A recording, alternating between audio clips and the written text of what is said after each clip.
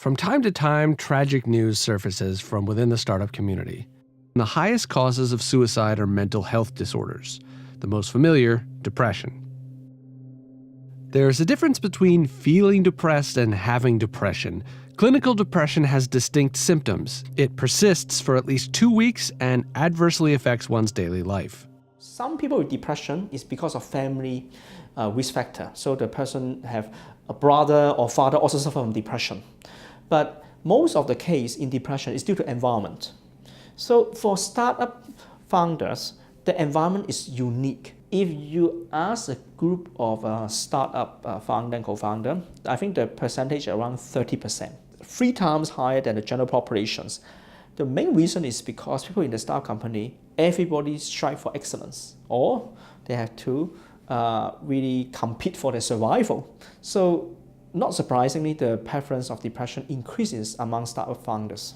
Some individuals with certain personality and psychological traits can be more at risk when placed within such an environment. If you do a personality questionnaire, the score is very high for being for introversions. They need to go on stage. They simply found that startup may not be suitable for them. Then the second type of personality are the type A personality. They always set a deadline for themselves or for the others. So if they cannot meet the deadline, the person will feel very upset. It gives a lot of stress to the person himself or herself and the colleagues. It affects the relationship with others. They are very nervous and they always strive for excellence. Of course, it's good, but when things doesn't work well, the person decompensates. Third personality are those who have narcissistic personality. Actually, they have a low self-esteem to begin with, but they always find what we call a booster to boost up their self-esteem. Startup company could be a booster, can be what we call a narcissistic object because they're very proud of the thing. When things don't work out, let's say no one want to buy the product or they're being criticized, then they feel humiliated. So what we call is a narcissistic injury. He may go into a narcissistic rage, so he become very angry and he will scream at people.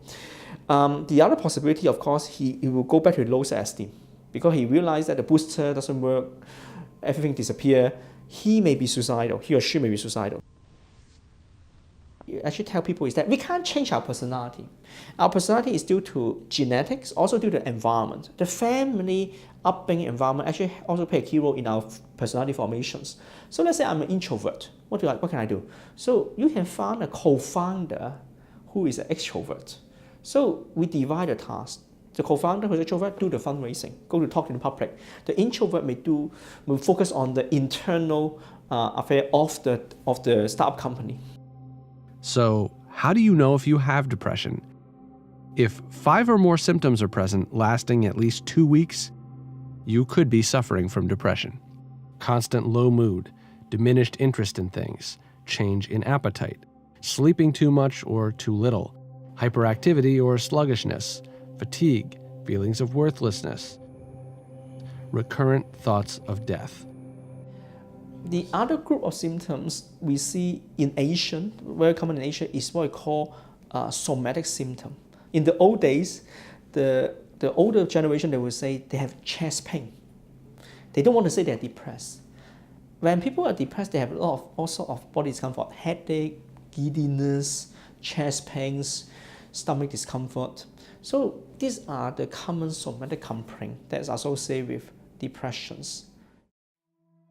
In Asia, a stigma of mental illnesses exists. A study found that it was especially severe in Indian and Chinese cultures.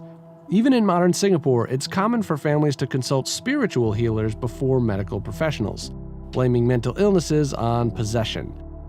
This plays a part in discouraging people suffering depression from seeking help.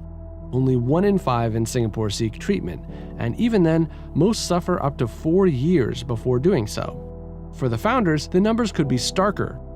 After all, confidence, or at least the appearance of it, is currency spent captaining teams or convincing investors. Although I can reassure most of the startup founders that nowadays in Singapore, for example, there are a lot of laws helping them to protect their private information. We call it Personal Data Protection Act. So a lot of people feel that, oh, if they see a psychiatrist, will this information be released to the third party? I can guarantee them the answer is no, because unless they sign a consent. Or can anyone who are like working in the health industry go into the record? The answer is also no, because they're being audited. So the person can take medicine and go to see a psychologist once a week. You take the medication on your own. No one knows you're taking the medications. There are some psychologists, especially those who are in private practice, they actually see the client on a Saturday or after office hour.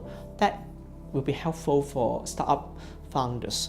The other reason why people feel they're being stigmatized is they don't understand depression.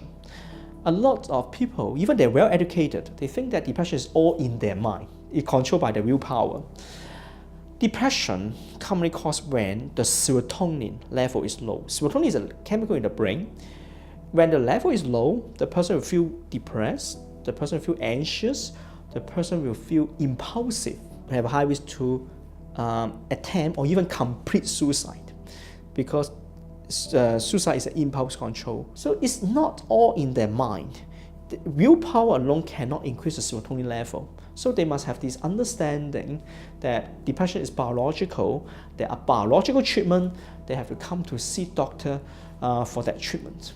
Traditionally, depression is diagnosed qualitatively via interviews and symptom observation. At NUS Big Heart, Professor Ho is validating a new device that might be able to quantify depression and aid diagnosis. Using infrared light, similar to the pulse oximetry sensors commonly seen in hospitals, it is non-invasive, painless, and cost-effective. The stigma you mentioned earlier is because we do not understand the brain enough. So because we don't understand it, and we have no access to it, that lead to a stigma. A latest technology called the functional near-infrared spectroscopy. This machine is to help us to assess the brain function. When we do the scan, we show to the patient it's biological. So the game changer is they feel more confident with the diagnosis, they're more agreeable with the treatment. So, but we hope that more startup founders and co-founders come to see us so that we can treat them and they don't need to suffer so much. And the most important thing is when their mood is better, the chance of success is better.